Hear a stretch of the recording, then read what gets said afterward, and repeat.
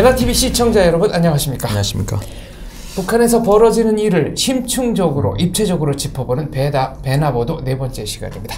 첫 번째 소식입니다. 북한이 26일 오전 6시 49분 미사일 3발을 동해 쪽으로 발사했습니다. 네.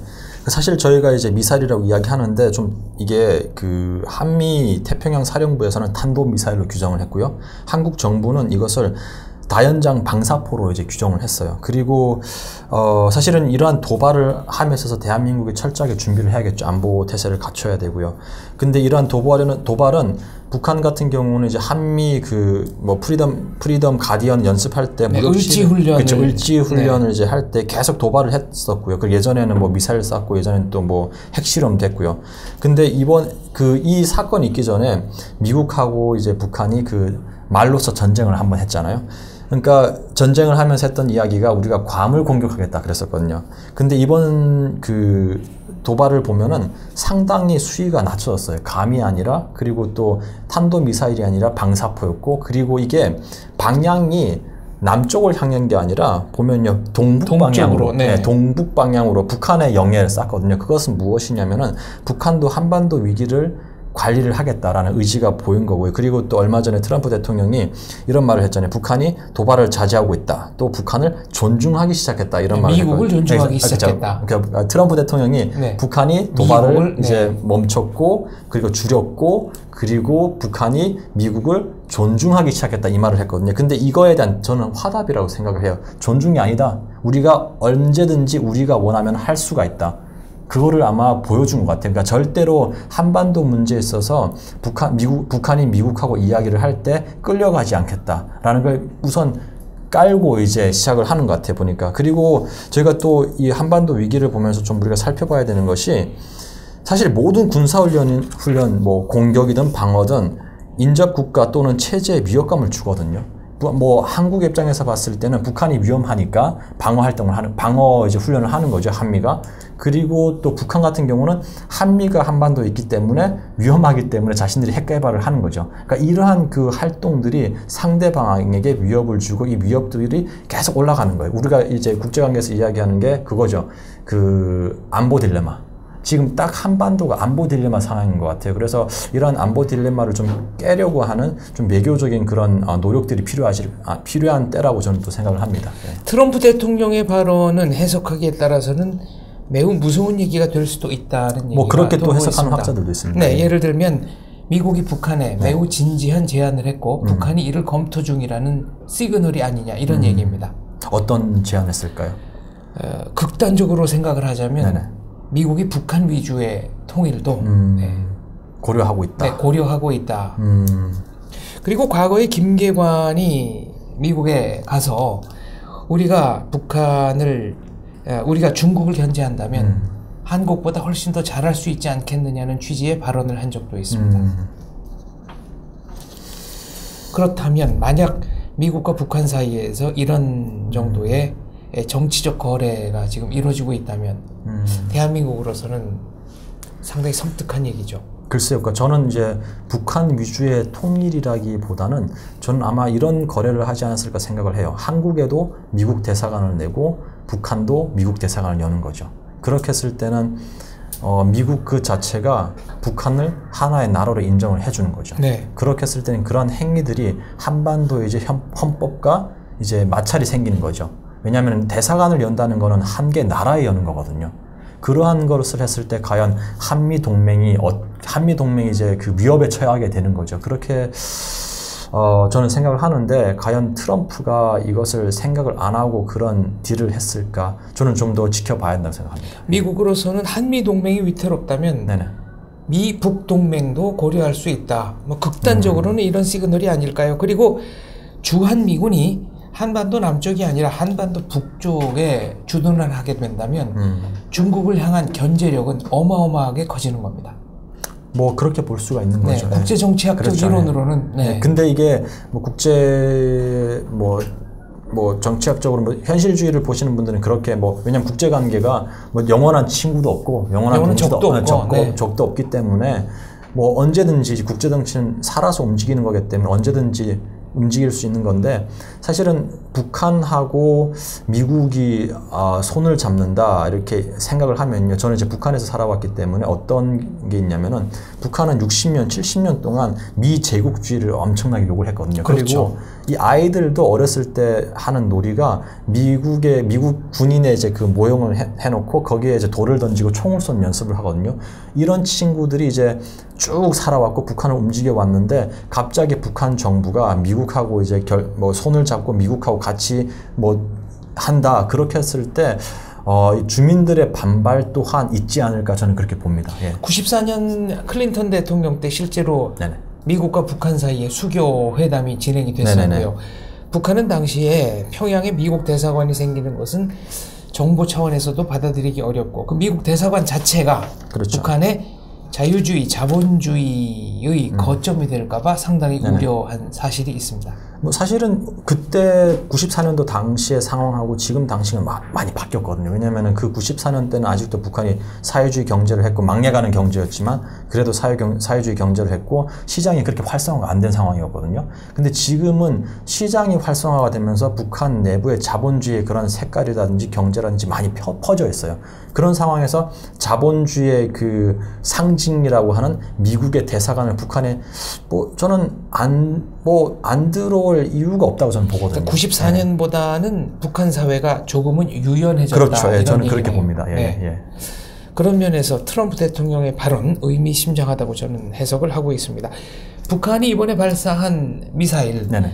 기술적으로는 실패다 이런 분석이 나오고 있습니다만 이성주 씨 분석에 따르면 이게 성공이냐 실패냐는 부차적인 문제다. 예, 저는 이런 성공이냐 얘기네요. 실패냐라는 것은 부차적인 문제고요. 우선 그러니까 한국과 미국의 북한이 세 발을 발사하고 한 발은 실패를 했다고 하지만 사실은 실패 성공 여부를 떠나서 이 행위 자체가 메시지를 준 거라고 저는 봅니다. 메시지를 줬고 그리고 방향도 남쪽이 아니라 북쪽을 향했다는 것은 이제 우리가 대화할 의지가 있다는 걸 네. 간접적으로 보여줬고 그럼에도 불구하고 이제 북한이 이야기하고 싶은 것은 우리 미국이 원하는 방향대로 안 나가겠다. 우리가 끌려가지 않겠다. 우리가 대화가 만약 시작된다면 우리 방식대로 우리의 논리대로 이제 대화장에 나가서 풀어 나가겠다라는 것을 강력하게 보여준 하나의 큰 메시지라고 저는 봅니다. 예. 네, 결국은 북한의 이런 행동은 매우 주도 면밀한 것이다. 그렇습니다. 네. 아주 계산된 행위죠. 네, 즉흥적인 것이 아니라. 그럼요. 왜냐면 많은 사람들이 김정은이가 이제 예측 불가능하고 그리고 아주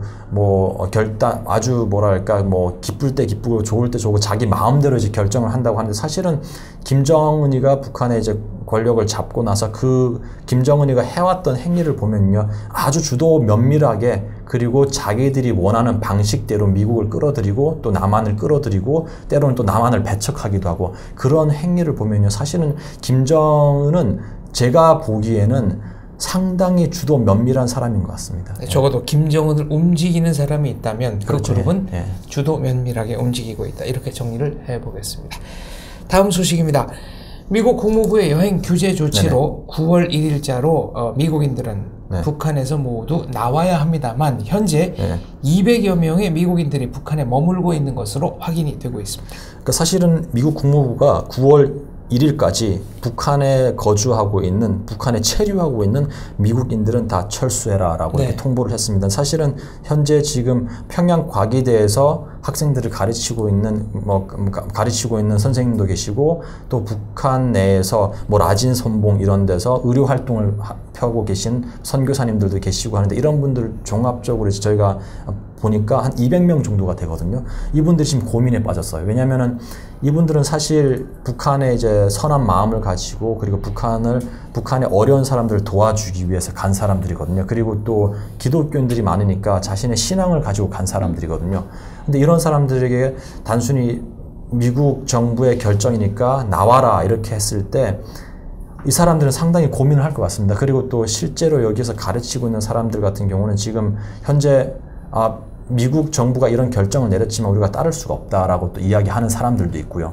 그래서 사실은 이러한 결정이 뭐 결국은 이러한 결정이 내려진 이유는 오토 원비어 씨가 북한에서 그 뭐 아주 식물인간 상태로 미국에 갖고 돌아가셨고, 그것 때문에 이제 북한하고 미국 관계가 더 악화됐고, 그것 때문에 나온 조치가 지금 이거 북한의 여행을 금지하는 조치인데, 사실 이 조치 또한 저는 만약 북한하고 미국이 대화가 된다 그러면은 이 조치도 금방 풀리지 않을까, 저는 그렇게 생각을 합니다. 그리고 우리가 대화라는 거는 그거거든요. 그러니까 뭐 서로 주고받는 것도 있지만 결국은 그 나라 사람하고 이 나라 사람이 왕래가 가능하거든요. 근데 북한 사람들은 당연히 미국에 못 가죠. 근데 미국 사람들은 갈 수가 있거든요. 그렇게 했을 때 제가 보는 것은 만약 북미 관계가 좀 풀린다 하면은 이러한 그 제재 조치가 그 후속 조치로 좀 풀리지 않을까, 저는 그렇게 생각을 합니다. 예. 문제는 북한 내에 거주하고 있는 또 북한을 여행 중인 미국인들의 신변 안전, 네네.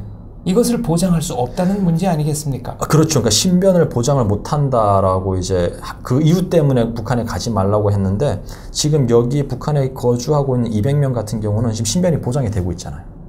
그러나 오토 원비어군 같이 돌발적인 사태는 언제든지 생길 수 있지 그렇죠. 않습니까? 그러니까 사실은 200명 중 이분들은 북한에 자주 왔다 갔다 하신 분들이거든요. 그럼 북한에 가서 어떤 행동을 하지 말아야 되고 어떤 행위를 해야 되는지를 아는 분들이거든요. 근데 오토 원비어 씨는 북한에 처음 갔고, 그리고 하지 말아야 될 행위를 한 거죠. 어쩌면 북한에서 이제 보면은 아주 나쁜 일이라고 규정한 걸 했기 때문에 북한도 주장하는 것이 북한의 법을 어겼다. 그렇기 때문에 북한에서 이제 형사법에 의해서 오토 원비어를 15년의 형에 처했고, 그러한 것들에 대한 것이 있었잖아요. 근데 제가 봤을 땐 200명 이분들 같은 경우는 북한이 이제 북한에서 하지 말라는 것을 안 하고 있는 것 같아요. 그러니까 지금 신변이 지금 그래도 이제 좀 안정적인 거죠. 네. 제가 반론을 좀 펴보겠습니다. 네네네. 저희가 보도했었던 거 카나다에 얼마 전에 이제 석방된 김 목사님. 이면수 목사님. 이면수 목사님. 네. 그분도 북한을 100여 차례 드났던 북한 전문가 아니겠습니까? 그런데도 구금돼서 다년간에 걸쳐서 수감 생활을 했습니다. 그렇죠. 그러니까 이분 같은 경우는 100여 차례 갔지만 북한이 이분을 잡아둔 이유는 그 한국에서 이제 했던 발언이 문제가 됐거든요. 그 설교 내용에서 아주 북한의 그 정권을 비판을 했거든요. 그게 근거로 인해서 무기징역에 처한 거거든요. 근데 200명이 가신 분들은 제가 과기대에서 이제 학생들을 가르치고 온 분을 제가 만났어요. 만나서 이야기를 해보니까 그런 말씀 하시더라고요. 자기가 언론 방송이 없을 때는 아주 뭐 자연스럽게 이야기를 하는데, 만약 뭐 한국 언론이든 뭐 미국 언론이든 북한에 대해서 이야기를 하면은 북한을 자극하는 발언을 절대로 안 한다 그러시더라고요. 왜 그러냐면은 자기가 북한에 가서 학생들을 다시 만나고 다시 가르치려면은 이것만은 조심해야 된다 그러더라고요. 그리고 제가 물어봤어요. 그러면은 북한에 가가지고 북한 내부에서 이제 생활을 하실 때 북한의 자극적인 발언 같은 거 사실은 수업 시간에 할 수 있는 거 아닙니까? 제가 이렇게 물어봤어요. 물어보니까 그분이 그러시더라고요. 할 수는 있지만 자신이 의지적으로 안 하신다 그러더라고요. 왜냐면은 그분은 만약 자기가 잡혀가지고 이제 북한에서 쫓겨난다 그러면은 다시 들어갈 교수들에게 큰 영향이 이제 미친다는 거죠. 일종의 자체 검열이 작동하고 있다는 거 아닙니까? 그렇죠. 그래서 그렇기 때문에 그런 것들 때문에 또한 이런 그 북한에서 하지 말라고 하는 행위들을 안 하는 걸로 저는 보고 있습니다. 안 가면 되는 거 아닙니까? 근데 굳이 왜 가려는 겁니까? 사실은 뭐 기독교인들이나 신앙이 있으신 분들은 자기 사명 때문에 가는 것 같습니다. 선교 목적으로. 그렇죠. 왜냐하면은 그 사명이라는 게 정말 그 북한 사람들을 사랑하는 마음이 없으면은, 그리고 그들에게 사랑을 전하겠다는 그 마음이 없으면 갈 이유가 없죠. 근데 그분들이 가는 이유는 정말 그 사랑 때문에, 그리고 그 사명을 전하기 위해서 가는 것 같습니다. 이분들의 사명감이나 인도주의적 소명의식 이런 것들을 비난하는 것은 아닙니다. 그러나 북한은 글로벌 스탠다드를 기준으로 하면 매우 자의적인 법 집행이 이루어지는 나라고, 그렇죠. 만약 북한의 자의적인 법 집행에 의해 미국민들이 구금이 된다면 미국 정부는 그들을 구출하기 위해 세금을 써야 합니다. 그런 면에서 책임 있는 행동을 하고 9월 1일까지 북한에서 철수하라라는 국무부 권고가 나온 것으로 저는 파악하고 있습니다. 뭐 그렇게 볼 수는 있고, 국가는 개인에게 제재를 강할 수 있지만 개인이 그거에 대해서 불복종을 할 수가 있거든요. 그리고 사실은 미국 국민들 같은 경우는, 그러니까 미국이 항상 이야기하는 것이 인권을 이야기하고 인간의 존엄성을 이야기하는 거거든요.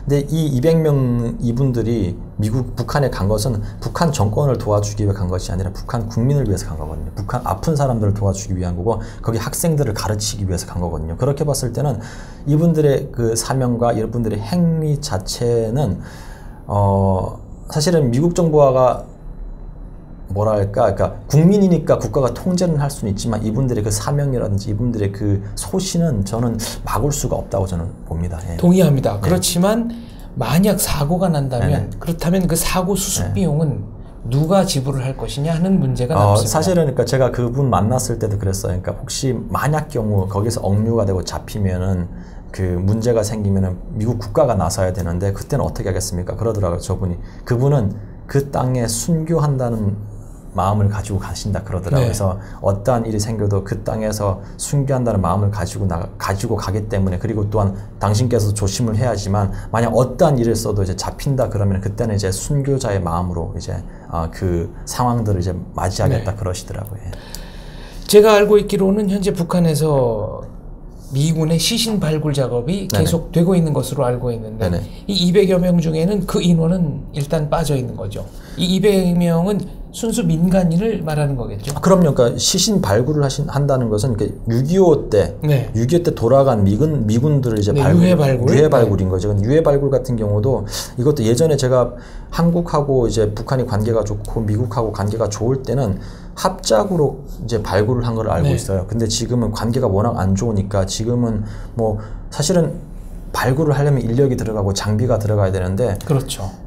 북한이 혼자 안 하려고 하겠죠. 그렇죠. 그래서 네. 뭐 아마 유해 발굴을 같이 하자 그러면은 미국으로부터 또 어떠한 그거를 받으려고 하겠죠. 그러니까 유해 발굴 자체가 정말 인도적인 차원에서 유해를 발굴해서 그 적국이라도 그 인간의 존엄성 때문에 주는 것이, 그러니까 발굴해서 드리는 것이 아니라 그냥 그것 또한 북한이 원하는 그 대화라든지 북한이 원하는 물자라든지 이런 것을 미국으로부터 얻어내기 위해서 하려고 하는 하나의 수단이라고 저는 봅니다. 예. 네.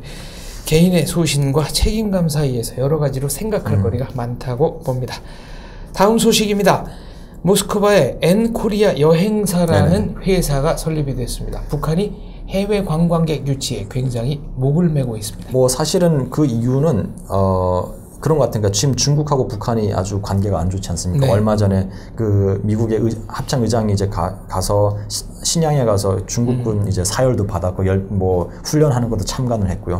아마 그게 큰 계기가 되지 않았나 저는 봅니다. 네. 그리고 또 북한이 중국을 보고 개구리가 올챙이적 시절을 기억을 못한다. 이렇게. 네, 모택동 시절, 마오쩌둥 그렇죠. 시절을 거론하면서 그러니까, 네, 격렬하게 비난했습니다. 그렇죠. 그러니까 모택동 시절은 아주 그때는 그 자본주의를 이제 아주 배격을 하고 네. 사회주의를 지키고 아주 그 뭐랄까 그 아주 강력한 그런 거였죠. 근데 그 시절을 기억을 못한다. 왜냐하면 우리 북한이 지금 그렇게 하고 있는데 북한을 도와 못 줄 망정 미국하고 지금 내통하고 있다. 이렇게 비판을 한 거죠. 우회적으로. 북한 입장에서는 마오쩌둥 시절에 중국이 예. 핵폭탄 개발하는 거, 예. 북한이 상당히 협조적으로 나서지 않았느냐. 저는 그런 얘기를 하고 있는 겁니다. 그런 뭐 이야기도 있는데 결국엔 그건 같으니까 중국하고 미국이 이런 가까운 그런 제스처를 보이니까 적하고 내통하지 마라. 옛날에 너희도 미국을 대적해서 싸우지 않았느냐. 지금 우리가 싸우고 있는데 우리가 혈맹이라면 같이 싸워야지. 이것을 이야기한 것 같고요. 그리고 사실은 이것을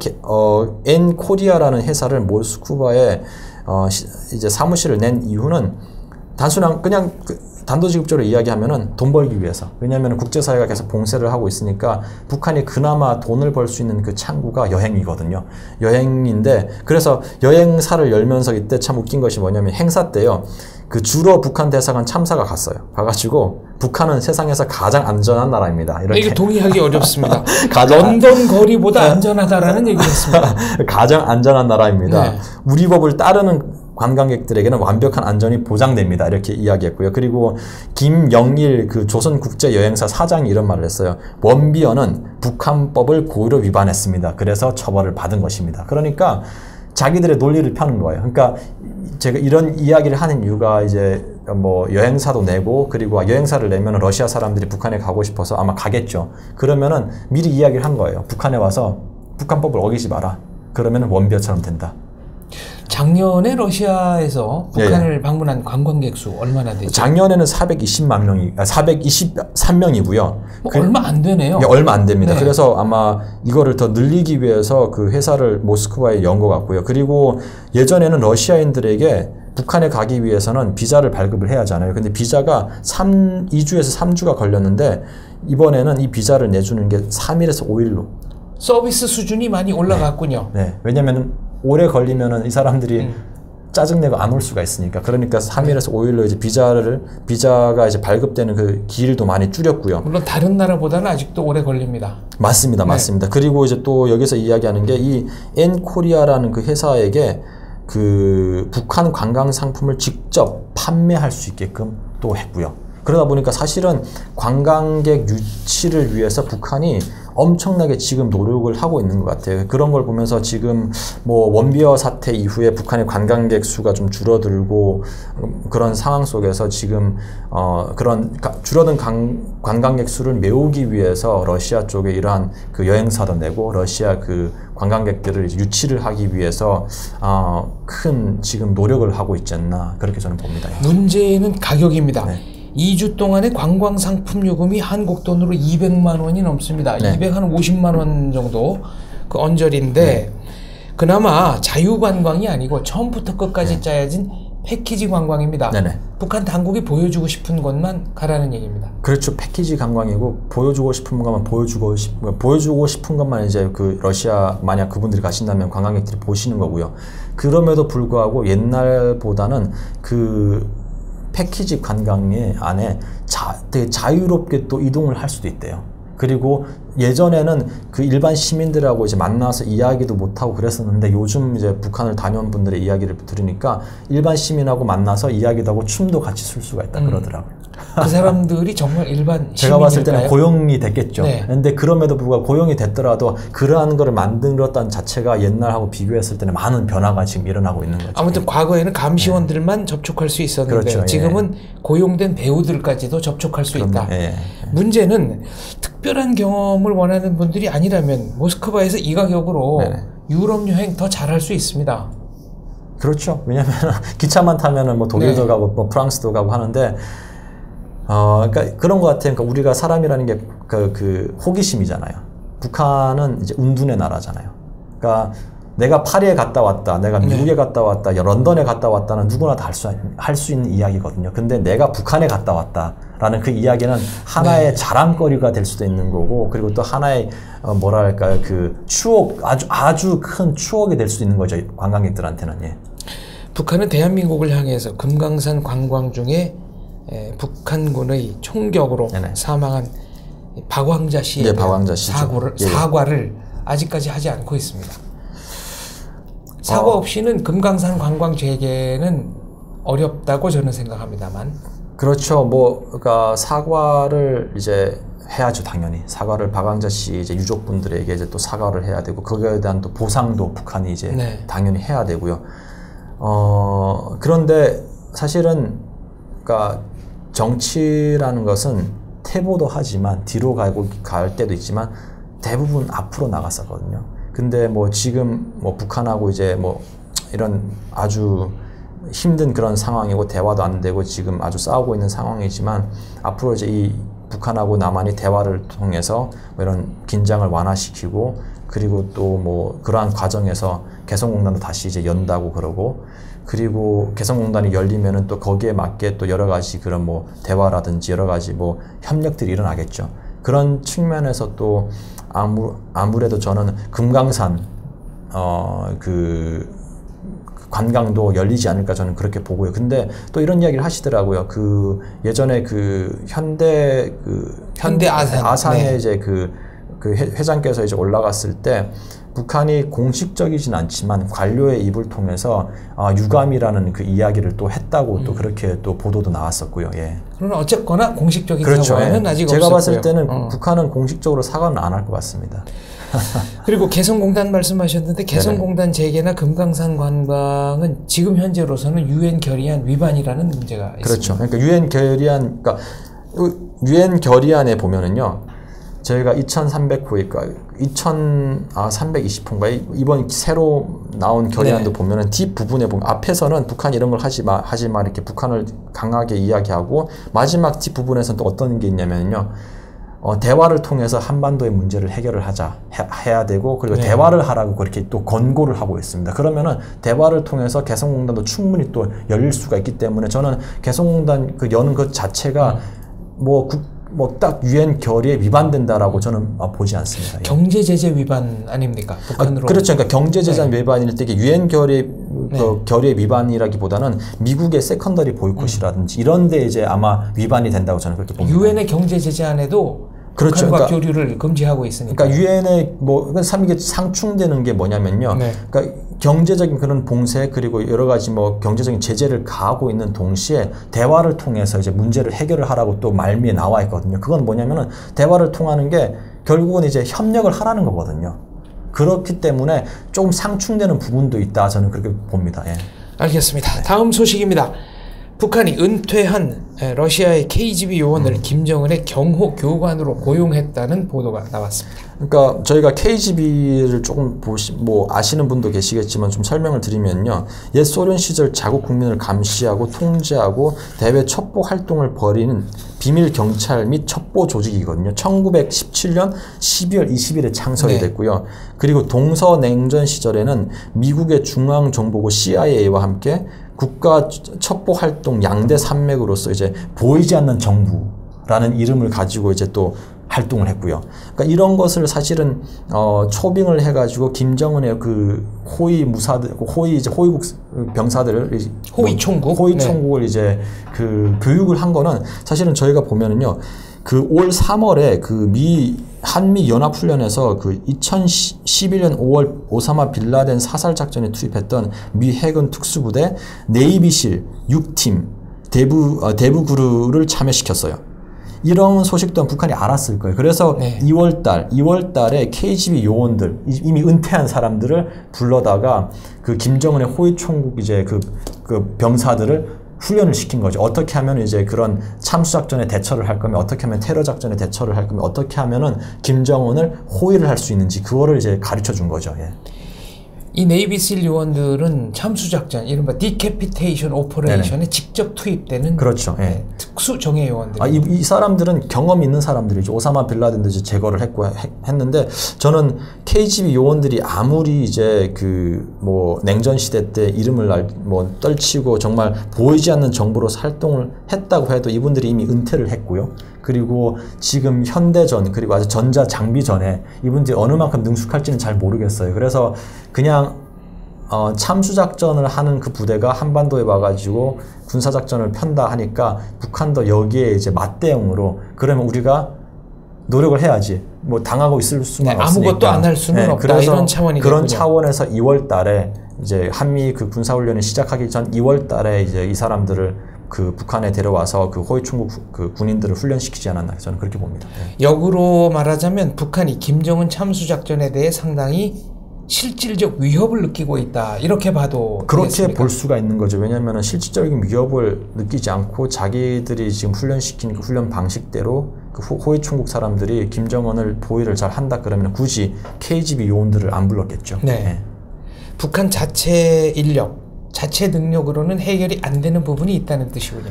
어느 정도는 해결이 된다고 해도 이렇게 첩보 활동이라든지 그리고 아주 뭐랄까 되게 기술을 요하고 그리고 정말 물밑에서 정말 뭐랄까요 그 체계적인 그런 첩보 활동에서는 아무래도 KGB보다는 북한의 그런 첩보 활동들이 많이 떨어지지 않나 저는 그렇게 봅니다. 그렇기 때문에 KGB 요원들을 이제 부른 거고요. 예.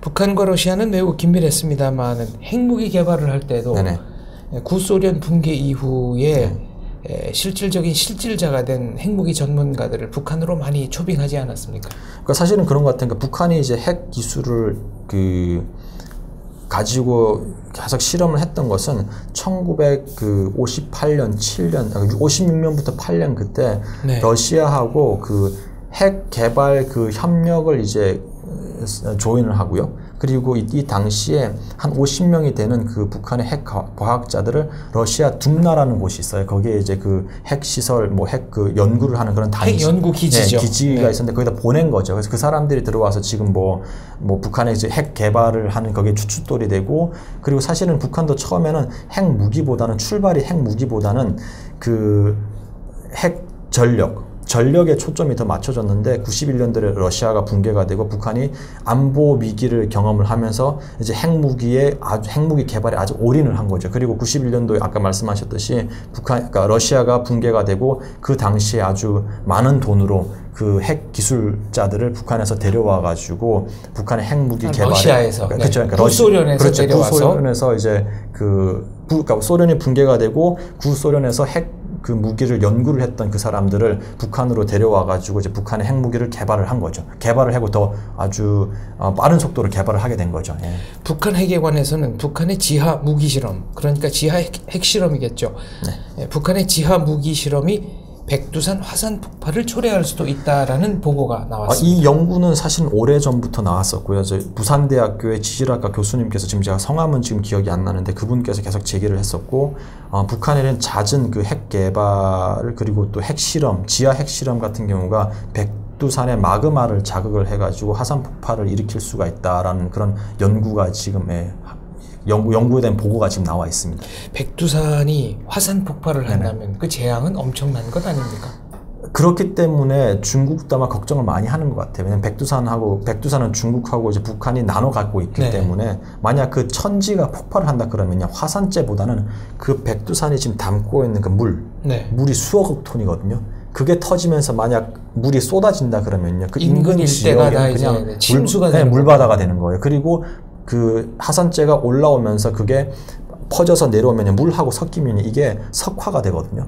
네. 그러면은 농작물 그리고 다른 뭐 동물들 이런 생물체가 아주 살 수 없는 그런 곳으로 이제 변한다고 이제 이 연구를 하신 분이 또 이야기를 하시더라고요. 이탈리아의 폼페이 같은 게 바로 그런 거죠. 그렇죠. 그렇게 볼 수 있는 거죠. 말하자면 이제 천연 시멘트처럼 돼서 그대로 네네. 굳어버리는 겁니다. 그냥 굳어버리고 네. 이제 아예 한 도시가 그냥 몇 미터 높이의 그렇죠. 콘크리트가 천연 시멘트가 그대로 쏟아 그렇죠. 부어지는 거나 마찬가지입니다.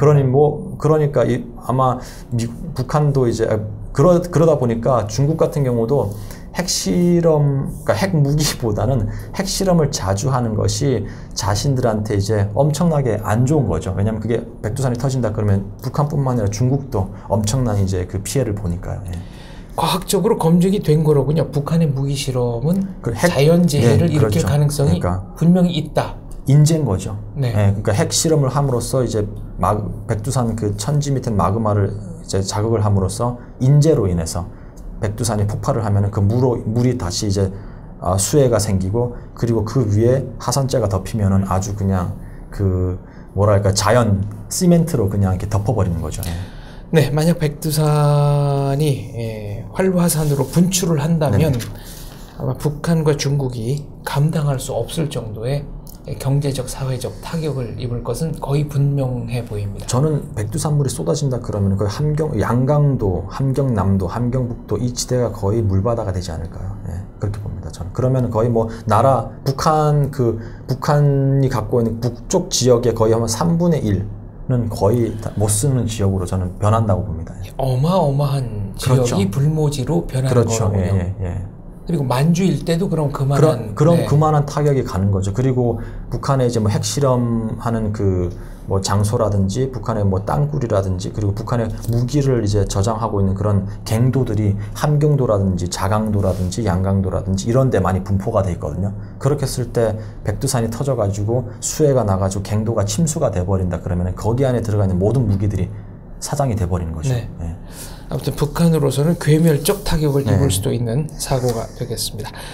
다음 소식입니다. 최근에 북한에서 김정은 우상화 무대인 백두산 위인 칭송 국제행사라는 좀 이상한 행사가 닷새간에 걸쳐서 개최가 됐습니다.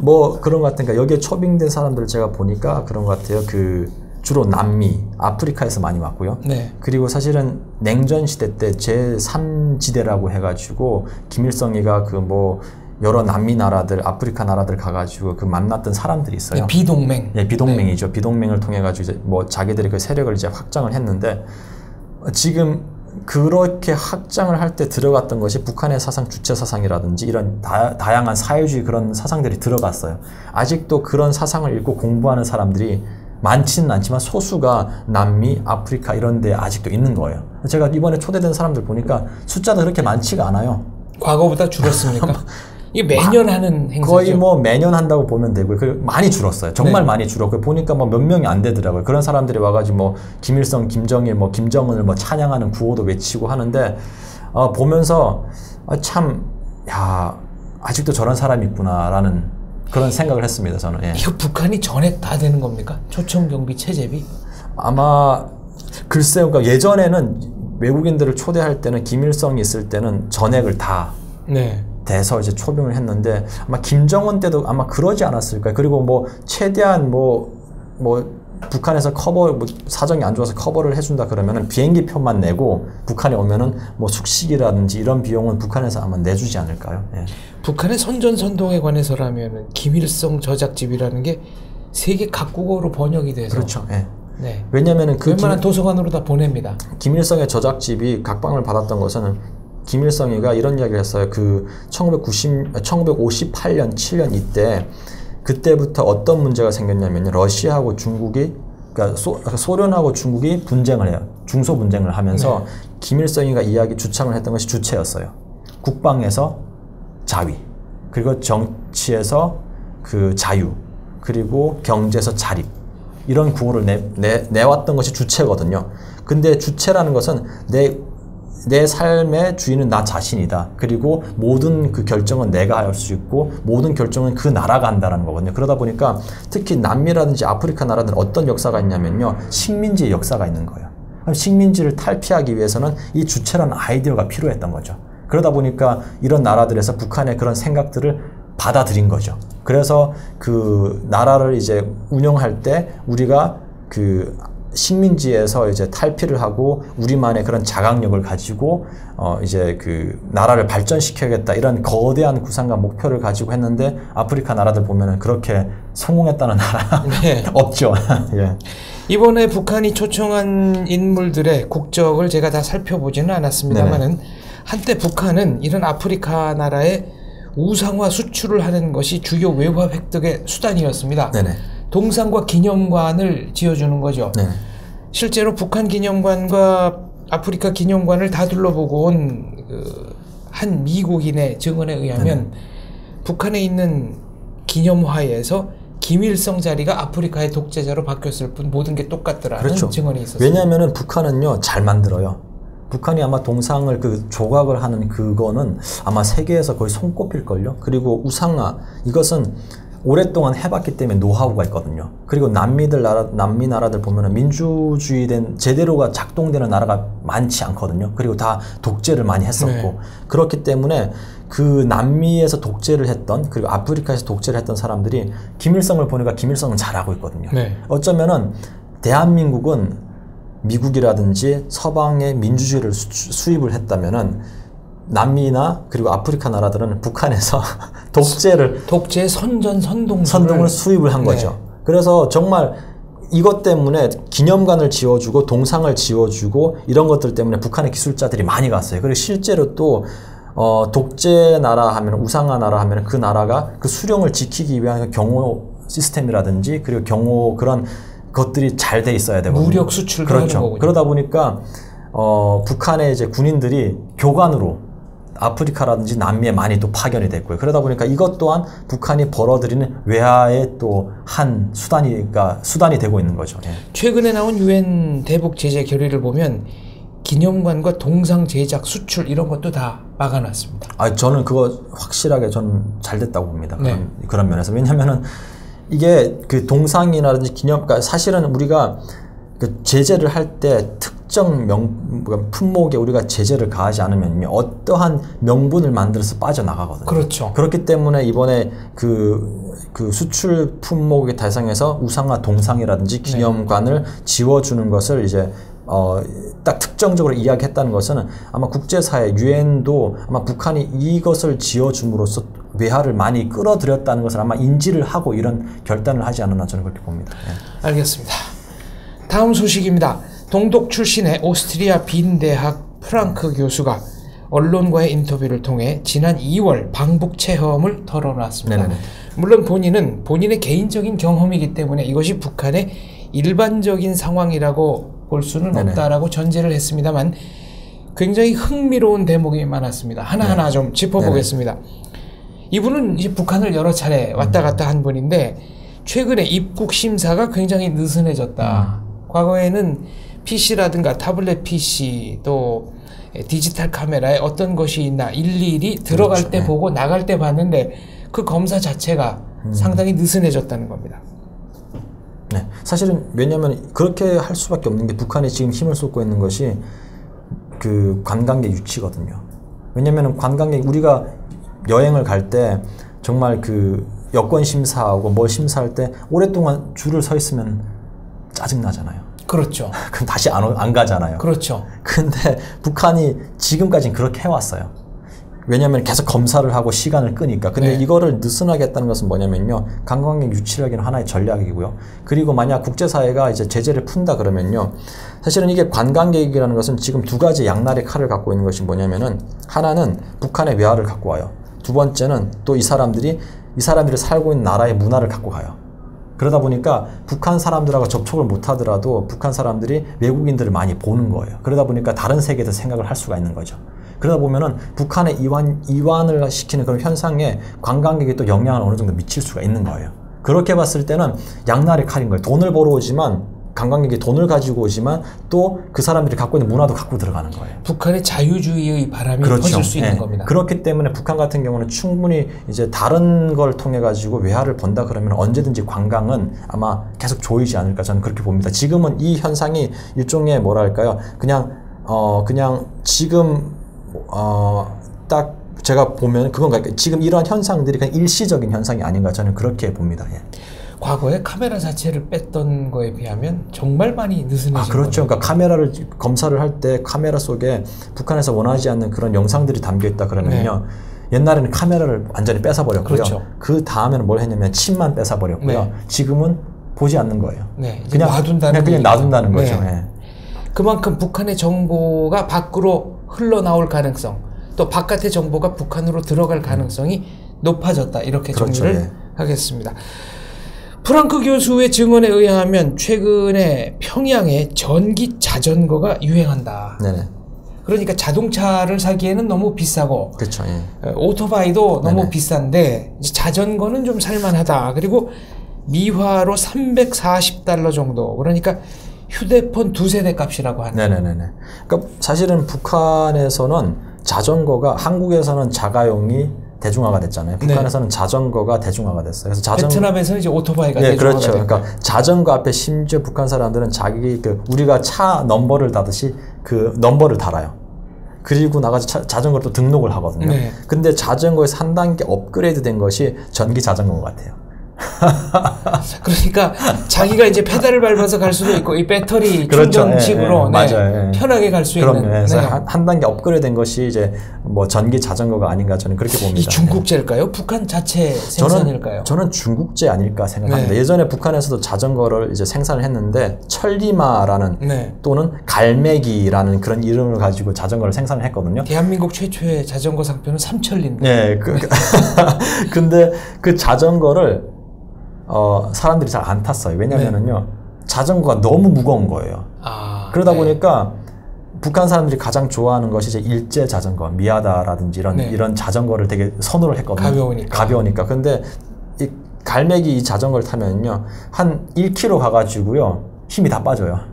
자전거가 워낙 무겁고 도로 사정도 좀 그렇죠. 안 좋고 하니까. 그리고 펑크도 나가 이게 도로 사정이 안 좋다 보니까 펑크가 자주 나는 거예요. 그러면 자전거 끌고 가야 되거든요. 근데 북한에는 산악 지역이 많다 보니까 이거를 올레막을 끌고 올라가야 되는데 사람이 걸어 올라갈 힘도 없는데 자전거까지 끌고 올라가야 되니까 버리고 갈 수도 없고 그러니까 재산이니까. 그래서 그런 문제들이 있었어요. 그래서 근데 지금은 뭐 이 교수님께서 뭐 전기 자전거가 이렇게 뭐 아주 뭐 유통이 많이 됐다고 하니까 자전거에서 전기 자전거로 지금 이렇게 진화하지 않았나 저는 그렇게 봅니다. 눈에 띌 만큼 많이 보이더라 이런 얘기였습니다. 북한이 관광객들을 유치하는데 상당히 심혈을 기울이는 흔적은 평양의 차량 홀짝지를 운영하는 데서도 드러났다. 이런 얘기네요. 사실은 홀짝지를 운영하는 것은 북한의 그 택시가 많이 늘어났기 때문에라고. 이 차량이 몇 대 안 되는데 아니죠. 좀 편하게 다니라고 하는 건가요? 아니요, 그게 아니라 사실은 홀짝제를 이용한 것은 제가 봤을 때는 아마 북한에 들어가는 차량들이 성능이 그렇게 좋지가 않고요. 아마 중고차가 많이 들어갈 거예요, 중국에서. 네. 그러면 이 차들이 매연이 엄청 심할 거예요. 그러다 보면 북한도 아마 매연을 신경을 쓸 겁니다. 네. 그런 문제가 있을 것 같고요. 그리고 또 홀짝제를 이용하라고 하는 것은 매연보다 더 중요한 이유가 아마 기름 사정이 아닐까 저는 그렇게 봅니다. 왜냐면은 국제사회가 계속 봉쇄를 네. 하다 보니까 언제 기름이 뚝 끊길지 모르거든요. 그러다 보니까 항상 기름은 비축을 해놔야 되니까 네. 그래서 다 쓸 수가 없는 거예요. 그러다 보니까 홀짝제를 이용을 해가지고 북한에 갖고 있는 기름량을 조절을 하기 위해서 한 것 아닌가 저는 그렇게 봅니다. 예. 군사적인 목적으로 그렇죠. 볼 수 예. 있는 거네요. 그럼요. 예. 네.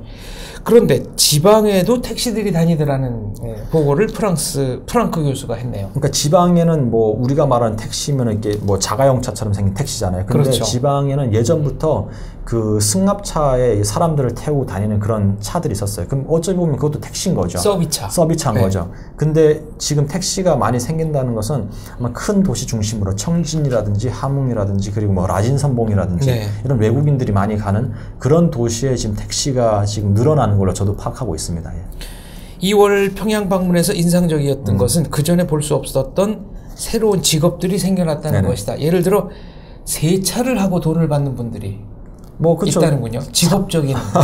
차가 많으니까 이제 세차를 네. 하고 돈을 받고 있고 심지어 주유소 봉사원도 네. 생겼고요. 기름을 넣어주는 봉사. 저희가 뭐냐면 기름 이제 뭐 주유소가 생기고 거기서 기름을 넣어주는 네. 사람처럼 북한에서는 기름을 주유하는 봉사원도 생겼다 그러더라고요. 예.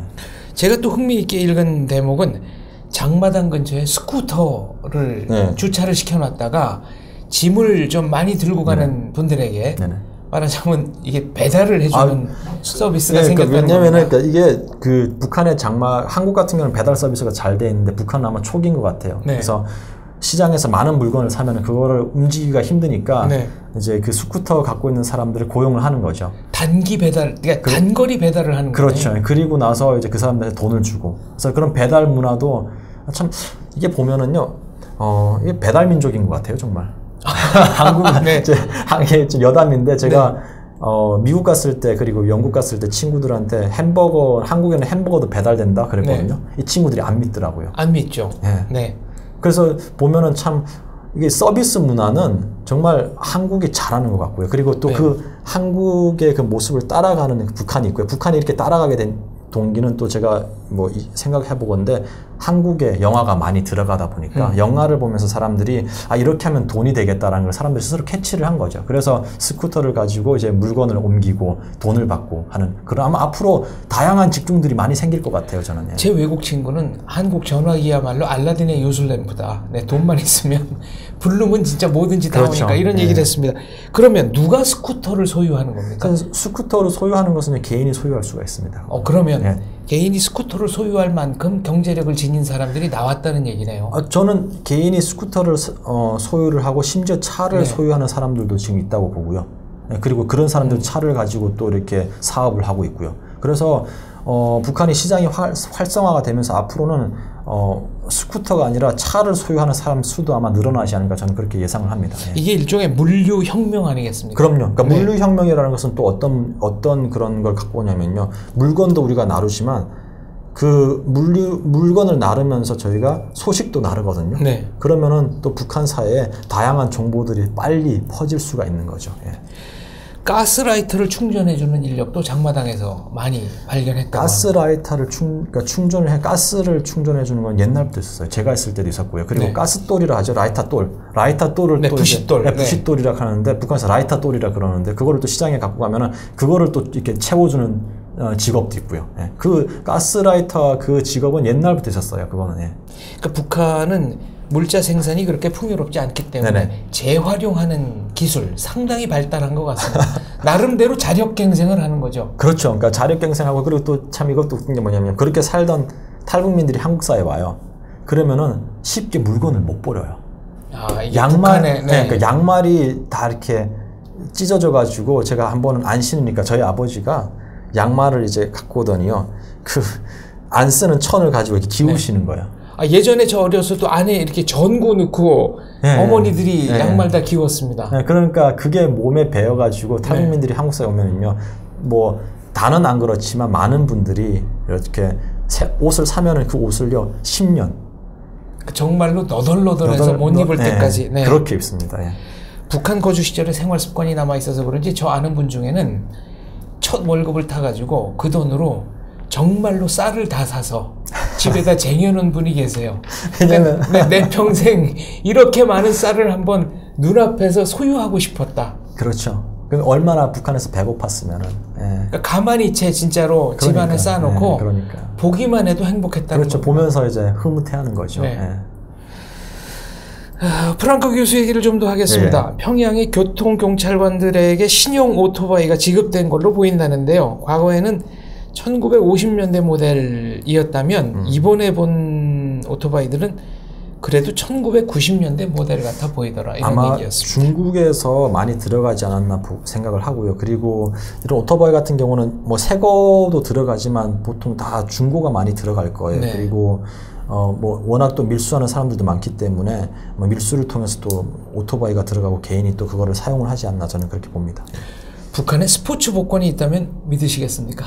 공식 명칭은 체육 추첨이라고 하는데요. 뭐 옛날에 제가 알기로는 옛날에 한번 있었던 걸로 알고 있고요. 지금 아마 이런 복권들 통해 가지고 결국은 국가가 돈이 없으니까 다양한 이런 뭐 복권이라든지 이런 걸 통해 가지고 이제 세수를 끌어들이려고 하는 거죠. 이 복권이야말로 굉장히 자본주의적인 문화 아닙니까? 아, 그렇죠. 또 북한이 요즘 생긴 게 체크카드도 생겼어요. 그게 체크카드가 돈을 넣고 쓰는 게 아니라 체크카드를 사면은 포인트를 사는 거죠. 그래서 그 체크카드를 가지고 뭐 평양에 있는 백화점에 가가지고 긁는 거죠. 사실은 요즘 평양에서 좀 나간다, 좀 잘 나간다는 그런 젊은 친구들은 데이트를 할 때 여자친구 앞에서 이제 체크카드를 긁는 것이 그러니까 현금 쓰는 게 아니고 체크카드 포인트 카드를 긁는 것이 긁어서 이제 자기가 먹은 값을 계산을 하면은 여자가 봤을 때 이 남자 이렇게 보는 거죠.